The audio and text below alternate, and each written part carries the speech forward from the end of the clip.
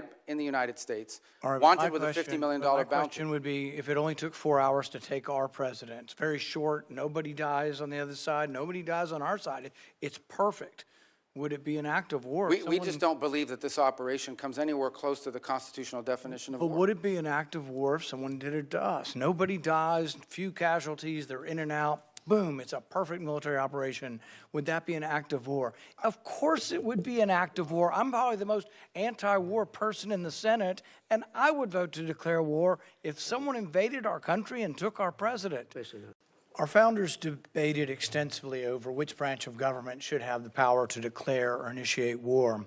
Virtually unanimously, they decided, and what was entered into the Constitution was that the declaration or initiation of war would be the power of Congress.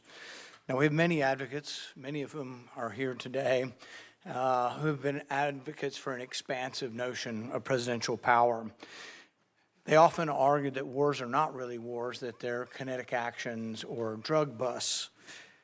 I think, though, if you reverse the circumstances, it becomes very difficult for these arguments to hold up.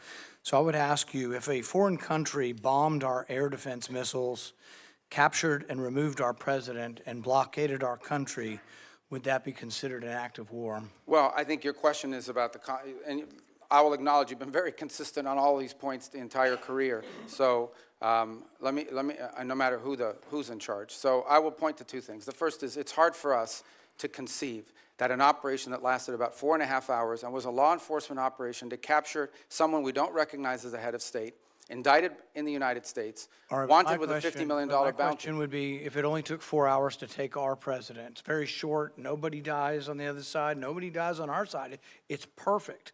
Would it be an act of war? We just don't believe that this operation comes anywhere close to the constitutional definition of war. But would it be an act of war if someone did it to us? Nobody dies, few casualties, they're in and out. Boom, it's a perfect military operation. Would that be an act of war? Of course it would be an act of war. I'm probably the most anti-war person in the Senate, and I would vote to declare war if someone invaded our country and took our president. So I think we need to at least acknowledge this is a one-way argument. One-way arguments that don't rebound, that you can't apply to yourselves, that cannot be universally applicable are bad arguments. So my next question would be, let's say it's not a war, and we're just going to define it away and say it's not a war. That's one of the arguments. So it's a drug bust. What if a foreign country indicts our president for violating a foreign law? Should we extradite our president, or should we be okay if they come in and get him by force? Look, I think ultimately we're always going to act in our national interest. And so if somebody comes after our national interest, like the case you've described, which obviously does not exist at this time, but the case you've described, the U.S. always has the right to act in its national interest and to protect itself. So really I don't know about this equivalency. Well, does this justify them doing it? We're always going to do what's best for the United States and America. We're always going to protect our system. But the point isn't, and you're exactly right, we will act in our national interest and we should. So I'm not disagreeing with you at all. What I'm saying is, though, that our arguments are empty then. The drug bust isn't really an argument. It's a ruse. The war argument, not a war, is a ruse. It's not a real argument.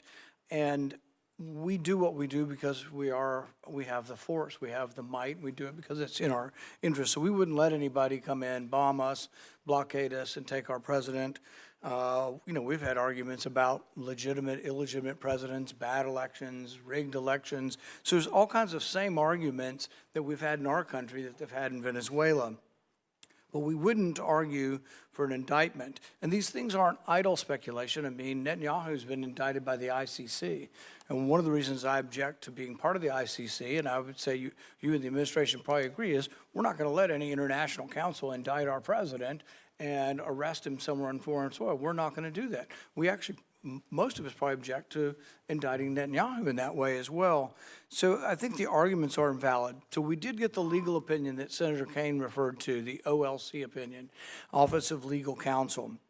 And I think a lot of it's been released. Plus, they came to our caucus and talked most of the open about everything they had classified. So I will talk about at least one of the arguments.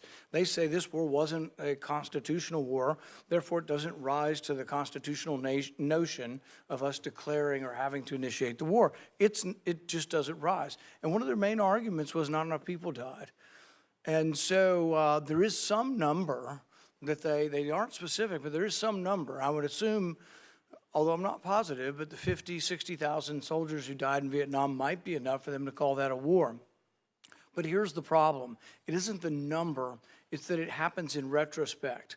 See, our founders gave us the power to initiate or declare war. They didn't give us other powers to execute the war. Those are left to the president. But if we have to wait to see how many people are killed, we have to wait, as they describe it, as the scope, nature, and extent. If we have to wait to see the scope, nature, and extent, the war has been going on for some time. It's hard to vote to initiate a war that's been going on. And we can say this war is over, but we're still blockading it, and we may go back in. But there are no clear answers. You know, we put 2,000, we leave 2,000 troops in. Are we going to call that war and initiate it? So the definition of war is very important. And I think we have to acknowledge the problems with our argument. Calling things kinetic action is a disservice to our soldiers. Oh, you weren't really wounded in war. You don't have a Medal of Honor for war. You have a Medal of Honor for a kinetic action. So I think let's call it what it is, and let's vote on these things. But I think we're in violation of both the spirit and the law of the Constitution by bombing a capital, blockading a country, and removing elected officials. And we certainly wouldn't tolerate it, nor would I if someone did it to us. Well, we didn't remove an elected official. We removed someone who was not elected, and it was actually an indicted drug trafficker in the United States. And their system— Our laws, indicted under our laws. Look, Bolsonaro says that Da Silva is not really the president of Brazil. Our president said Biden wasn't really the president. Hillary Clinton said in 2016 Trump wasn't the president. So you have these arguments, and I agree with you. It probably was, and most likely was, most assuredly was a bad election. He wasn't really elected. But at the same time, if that's our predicate, and you don't have to come to us because it's a drug bust, we're just removing somebody, you can see where it leads to, and it leads to chaos. And that's why we have rules like the Constitution, so we don't get so far out there that presidents can do whatever they want. It is this check and balance. And I would argue for 70 years we've been going the wrong way. It isn't just this president, but it's a debate that I think is worth having.